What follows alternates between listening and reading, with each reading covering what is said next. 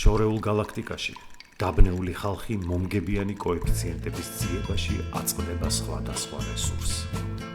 ამ ქაოსში გამოჩნდა ორი დეტექტივი, თავისი საქმის ურადღო მცოდნე გალაქტიკის ორმა ჯედაიმ ჰუმანოიდების დახმარება დაისახა მისნად.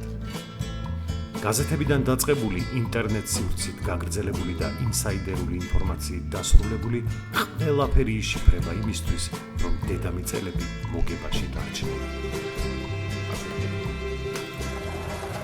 გამარჯობა მეგობრებო, მეორე გამოძიება მისტერ ვოტსონ. გამარჯობა ლუკა, მივესალმები მაყურებელს. ჰოლმსი და ვოტსონი თქვენთან ერთად ვართ ისა ხუმრობით, რა თქმა უნდა, ლუკა და პავლიკა შევეცდებით ისევ გაგიმართლოთ და მოვზებნოთ რაღაც ისეთი ორიგინალური ფსონები, რომელიც სხვაგან არ იქნება, ან მოდი ასეც აღარ გავაკეთოთ, ხო იმ წინაზე ისეთი ორიგინალური იყო, რომ რაღაცა არ გაგვრდა. ხო და მოდი დღეს უბრალოდ კარგ ვარიანტებს შევარჩევთ, კარგად გავარჩევთ და მთავარია რომ მოგებულები დავრჩეთ ყველა ერთად.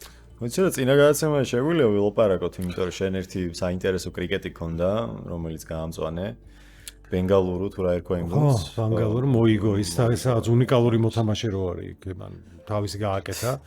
ხო, მაგრამ ერთ რაღაცაში დავრწმუნდით ყველა ერთად, რომ არ არის აუცილებელი ამბავი, რომ მენსტრუალური ციკლის დროს გოგონებმა ვერ ითამაშონ ფეხბურთი, თურმე აღმოჩნდა, რომ პირიქით, ხო.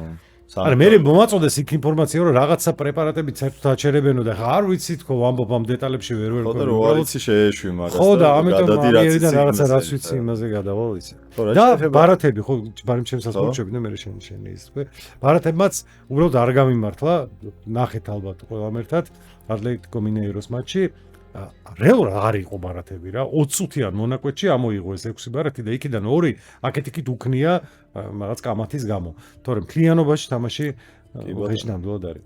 რაც შეეხება ჩემ თამაშებს, ახლოს ვიყავი რომ სამივე გამწვანებული იყო, იმიტომ რომ პირველი თამაში იყო აზერბაიჯანის ჩემპიონატიდან. ქარვანი გაბალა, ეგეთი მატჩი გაბალა იგებდა, მეორე ტაიმში გაიტანა, უპირატესობაც საკმაოდ დიდი ქონდა, მაგრამ ბოლოსკენ გაუშვა ერთი გოლი და 1-1 დასრულდა. სხვა შორის როცა გადაცემას წერდით 1-7 ქონდა დაახლოებით კოეფიციენტი გაბალას და თამაშამდე 2 და 4-მდე აიწია რა და მე ცოტა შემეეჭვა, მაგრამ მოგებასთან მაინც ახლოს იყო. დანარჩენი ორი თამაში დაჯდა ჩვენ ენაზე რო ვთქვათ და საკმაოდ მაღალი კოეფიციენტებიც იყო, ხო, პირველი ლასკი ავსტრიის ჩემპიონატიდან ერთიანი მეგონა და 2 და 5 ქონდა ლასკს ერთიანზე და 2-1 მოიგო. თან აგებდა და მე შემოატრიალა და LAFC MLS-ში New England Revolution-ის წინააღმდეგ სტუმრად თამაშობდა, წყნარად მოიგო 2-0, მაგასაც 2 და 2 ქონდა კოეფიციენტი, ასე რომ რაღაცები მაინც გამოვიცანით, სტარტისთვის ცუდი არ არის, მე მგონია ასე. ხო, რას ვთქვი კი არა, მე თავიდანვე გაგაფრთხილეთ, რომ გიორგისი გადაწერეთქო და ჩემი გაითვალისწინეთქო და ასეც მოხდა ყველაფერი, იმიტომ რომ ეს რაღაც ამ ინსაიდერულ ინფორმაციებზე დაყრდნობით რაღაცების საუბარი ცოტა რთულია, მჯობია რომ ჩვენთან გავარჩიოთ. მეტესწილად მაინც სტატისტიკას დავეფუძნებით. ხო, ალბათ ასე უფრო მართებული იქნება. თუმცა თუ გამოჩნდა რაღაც საგიჟეთი ინფორმაცია, ვიცით რომ ვიღაცას ბებია გარდაეცვალა, ან მსგავსი რამ ჯვარი წერია ყველას. ამ შემთხვევაში, რა თქმა უნდა, მას გავითვალისწინებ. დაიწყებ თუ დავიწყო? რავი, როგორც გინდა.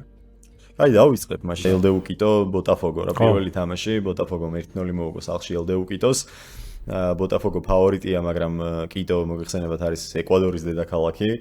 იქ ჩასვლა, იქ თამაში ყველას ძალიან უჭირს, ასე რომ ბოტაფოგოს სანართული თამაში ელოდება, უჭირს იმიტომ რომ მაღლა, სუნთქვა უჭირთ იქ რომ თამაშობენ ყველაფერი.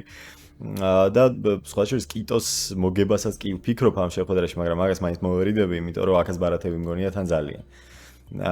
ტელიო აქ საჯი არ არის ტელიო, არც რამირესი, არც ოსტოიჩი. მაგრამ ხო, 2-3 წლის წინ არაფრით ჩამოუვარდებოდა, ისე უყვარდა ბარათების ამოღება, მაგრამ ამ ბოლო დროს ცოტა რაღაცა დირექტივები მიიღო ეთყობა, რომ შენ ცოტა გაჩერდიო, მაგრამ იგი მას არ ნიშნავს, რომ თუ ამოსაღებია რაღაცა არ იღებს.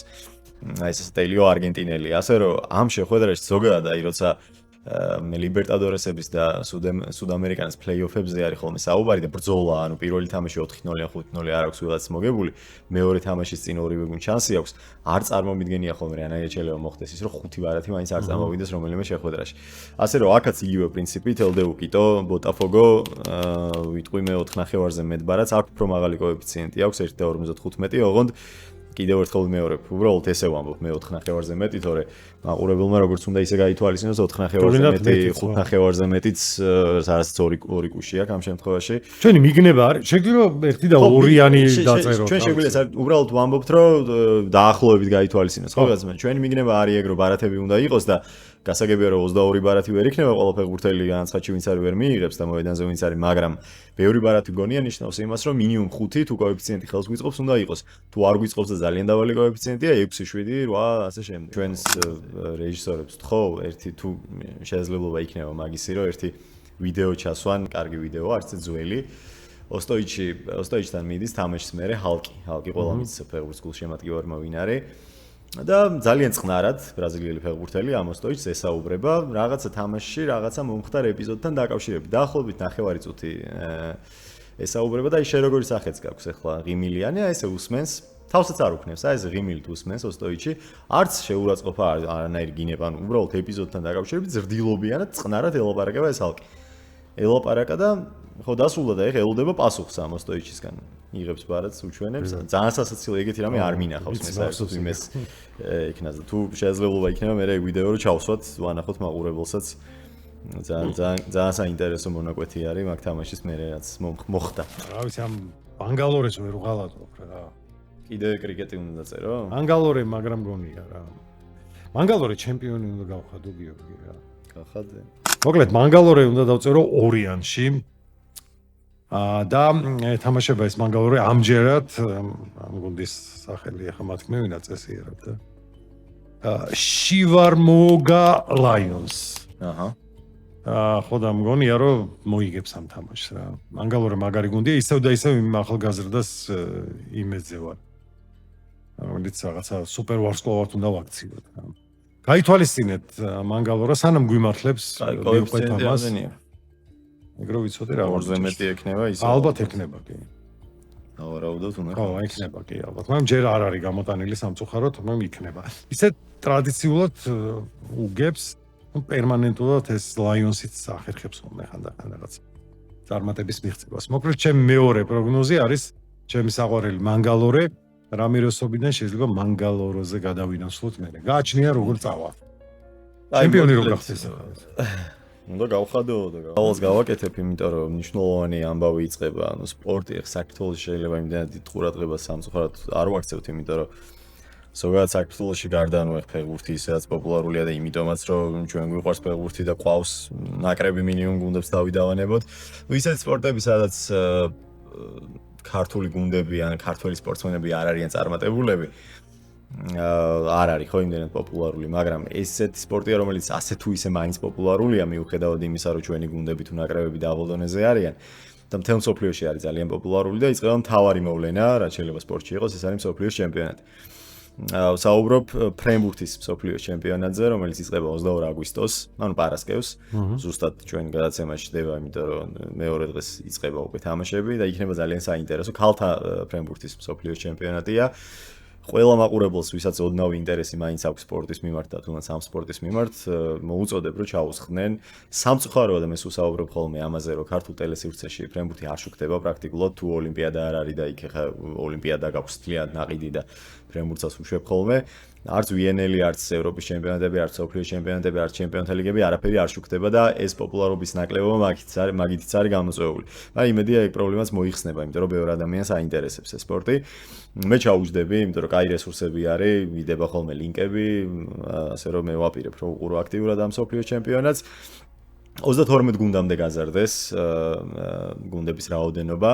რაც ნიშნავს იმას, რომ არიან დიდი სხვაობა არის მონაწილეებს შორის, ანუ არიან ფავორიტები, არიან გრანდები და არიან გუნდები, რომლებიც ამ ფავორიტებთან დიდი ანგარიშებით წააგებენ, 3-0-ებს წააგებენ და პირველ ტურში, სადაც ეს გრანდები და ფავორიტები ხვდებიან აუთსაიდერებს, მე მგონია, რომ 3-0-ები ყველა ვარიანტში იქნება და იქნება ნაკლებობები. ხო, კოეფიციენტებიც ისეთია რა. ხო, 1-0 ერთები. ხო, მაგალითად იტალია, პირველ დღეს არის იტალია, სლოვაკეთი. იტალია არის ქალთა, კაცებში ძალიან ძლიერი გუნდია, მაგრამ ქალებში იტალიას მოგებული აქვს ოლიმპიადა ბოლო.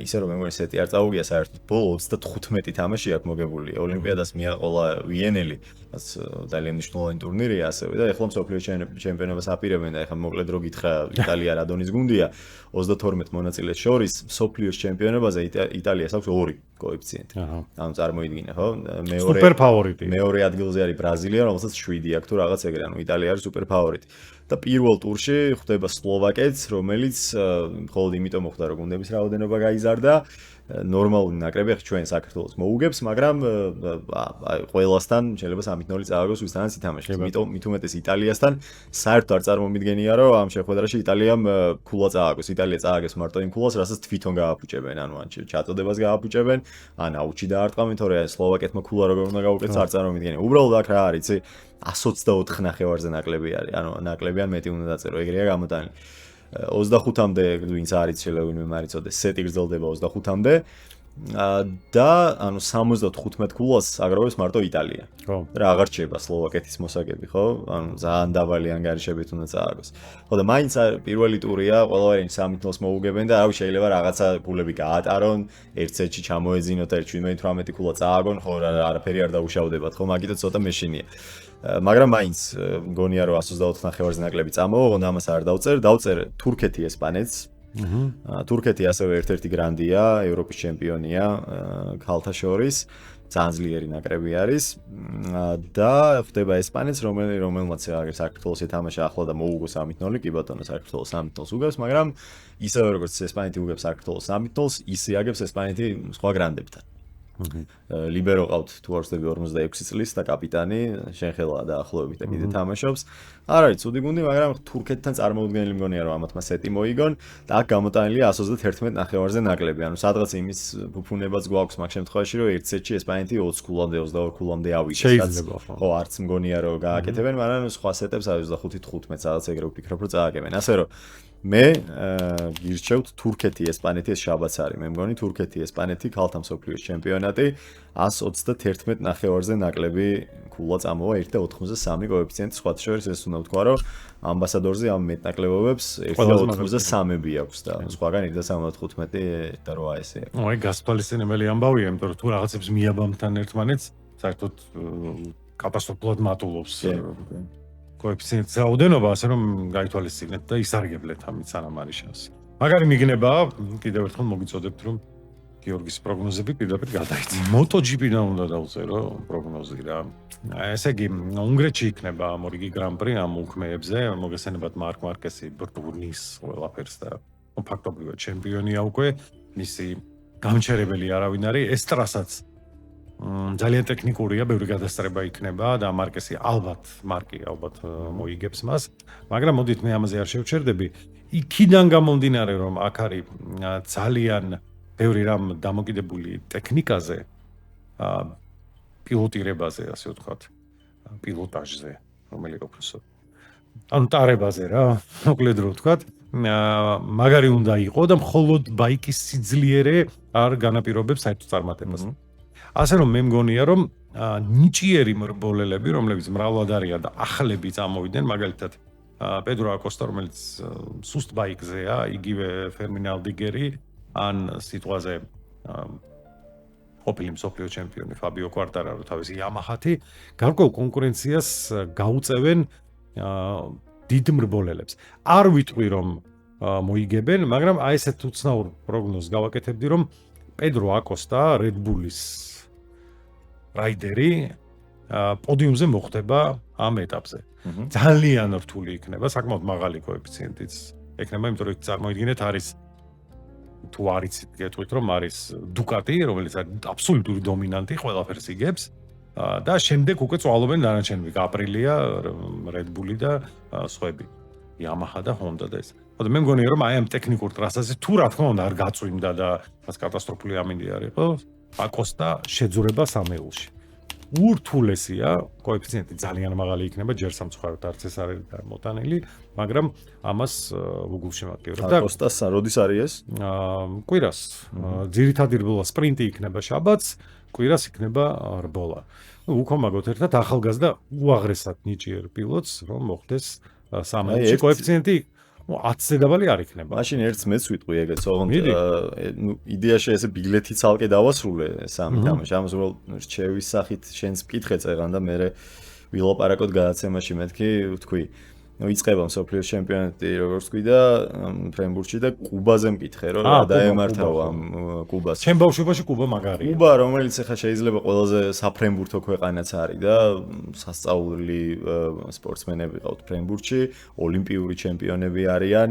შეიძლება ნოსტალჟიან გულშემატკივრს ახსოვდეს კიდეც ის კუბა რომელსაც ოლიმპიადა მოიგო 2000 რომელი ოლესი. მე მახსოვს, მე მაგით მგევლებ ჩემთან. იყო თუ ათენი. კუბა ასოცირდება ფრენბურთთან და კრივთან. მეტი არაფერთან ოლიმპიური. და ოლიმპიური ჩემპიონები გახდნენ აგერო 20 რაღაც 25 წლის წინ სადღაც და აი ეს ფორმები განსაკუთრებული ის გოგოები საერთოდ სასწაულის შესახედები იყვნენ, მით უმეტეს ესეთი რაღაცები ეცვათ რა, ყველასგან გამორჩეული და კუბას სამწუხაროდ კაცებში კიდე კარგი გუნდი ჰყავთ შეინარჩუნეს ვიღაცები და ქალებს რაც შეეხება ქვეყანაში არსებული რთული მდგომარეობის გამო, იმის გამო რომ პრობლემებია საკმაოდ სერიოზული სოციალური არავისი გაჩერება არ უნდა, მით უმეტეს თუ რაღაცას წარმოადგენს სპორტსმენი, გარბის იქიდან.